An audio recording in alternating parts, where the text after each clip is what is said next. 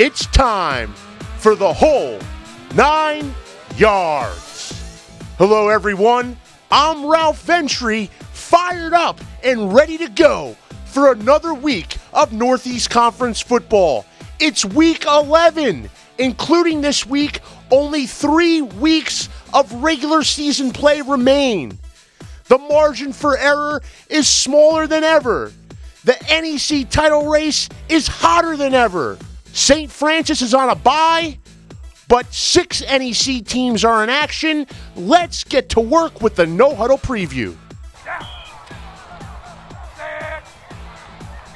As we take our first snap from under center, we start with the NEC football game of the week on ESPN3. It's East meets West in the NEC's geographic footprint. New York against Pittsburgh. Wagner travels west to take on Robert Morris in this week's featured matchup.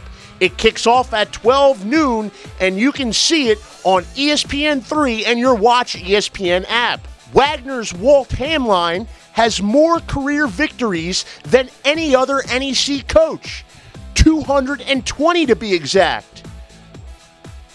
He'll likely need to get number 221 at Robert Morris for Wagner to have a realistic shot at capturing the NEC's automatic bid to the FCS playoffs. Hamline told the Staten Island Advance newspaper, "We're still playing for something. I think you're always discouraged right after a loss, but you need to bounce back and understand what's still in front of you." Well, the Seahawks lost at home last week to Sacred Heart, but now in front of them is a hungry Robert Morris team, which is coming off a bye.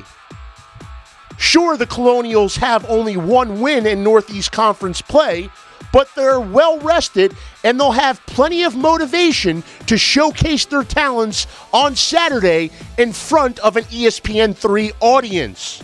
Robert Morris senior Dwayne Mitchell has a chance to make history in this one. The wide receiver has made at least 1 catch in each of 30 consecutive contests. If he makes 1 catch on Saturday, that'll be 31 games in a row, a new program record. We're guessing that Mitchell will likely be covered by Wagner's veteran cornerback Jarrett Dudone. Dudone is a leader on a defense that ranks 11th in FCS, limiting opponents to under 300 yards per game. So tune in, ESPN3, 12 noon Saturday, Seahawks and Colonials. Next, we go across town.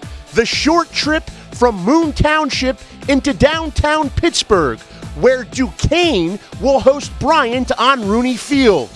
Duquesne is coming off a road loss to Keystone State rival St. Francis, while Bryant handled Central Connecticut at home in Week 10. Bryant, which was pegged for a 6th place finish in the NEC preseason coaches poll, is 7-1 overall and off to its first ever 3-0 start in Northeast Conference play.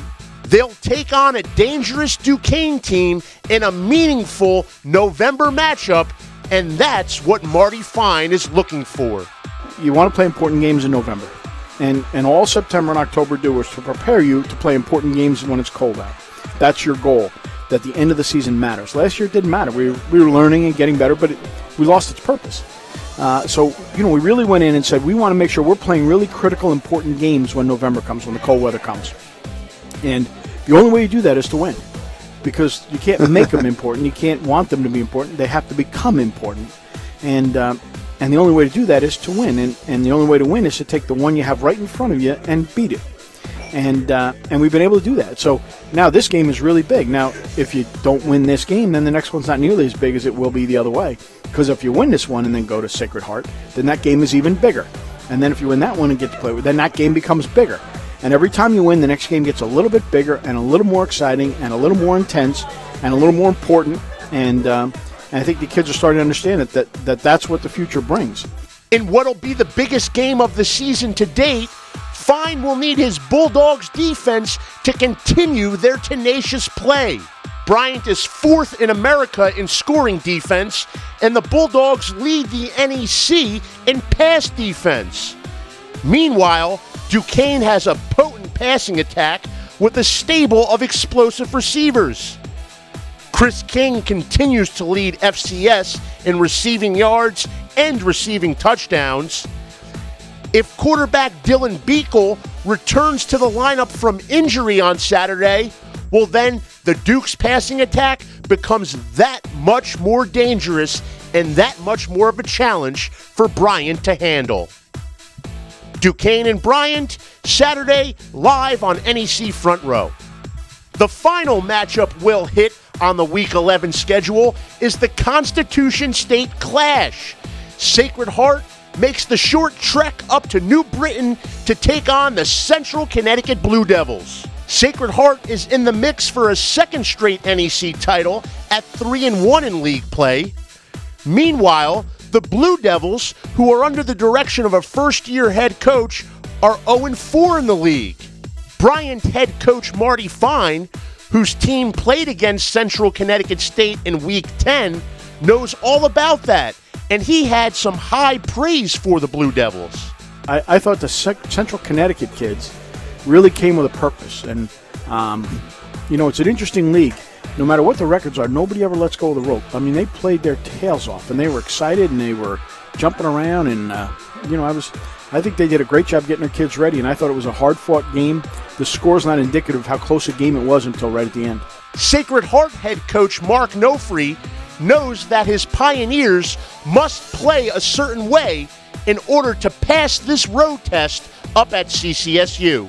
As long as the kids stay positive and they're excited, they're emotional when they play, that eventually they'll find a way to win, and that's what we did on Saturday. We played hard, played emotional, and they made plays when it counted. 3 weeks to go in the regular season means I have 3 Twitter timeouts left. I'll take one right now. It's time for a Twitter timeout. This week's featured tweet comes from Liam L. Doyle, and this guy knows a little something about football. Special teams win games. Yes, they do. Just ask Sacred Heart. The Pioneers have a potent offensive attack, but it wasn't exactly clicking in Week 10 at Wagner.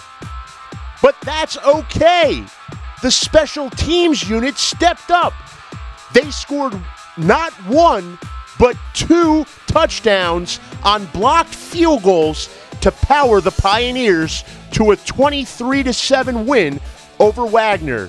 Yes, special teams is a big part of the game. 1/3 to be exact.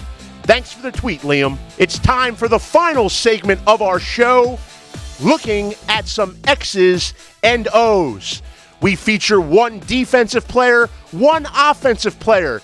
This week, both of the featured gentlemen will compete in the NEC Football Game of the Week on ESPN3. We start on offense with Robert Morris. You heard us mention him earlier in the program. It's senior wide receiver Dwayne Mitchell. They call him the money man out in Moon Township. He had a phenomenal junior year and is again leading Robert Morris in receptions, receiving yards, and receiving touchdowns. Mitchell, a preseason All-NEC selection, is a veteran leader for what's a youthful Robert Morris football team. Now moving over to the defensive side. Every coach loves a linebacker with a nose for the ball, and Wagner's Walt Hamline has one of those. It's fifth-year senior Max Wassel. Wassel's having a breakout senior campaign, and he took a little bit of an unconventional path up until this point. A recent story in the Staten Island Advance goes into more detail, but the bottom line is Wassel played sparingly as an underclassman and also suffered 2 major injuries along the way. He kept at it, though, and this season he leads the Northeast Conference in tackling. He made 18 hits in last week's game against Sacred Heart, and all Wassel wanted to do afterwards was praise his defensive line. It's that kind of attitude that has gotten this man through the trials and tribulations to the top of the Northeast Conference leaderboard. So you're welcome. I laid it all out for you. The whole 9 yards on Week 11 of the 2014 NEC football season. 3 hard-hitting matchups with our NEC Game of the Week on ESPN3, Robert Morris against Wagner. You can watch the other 2 games on NEC Front Row, live and free of charge. For NEC Front Row, I'm Ralph Ventre. That was the whole 9 yards. We'll see you next week.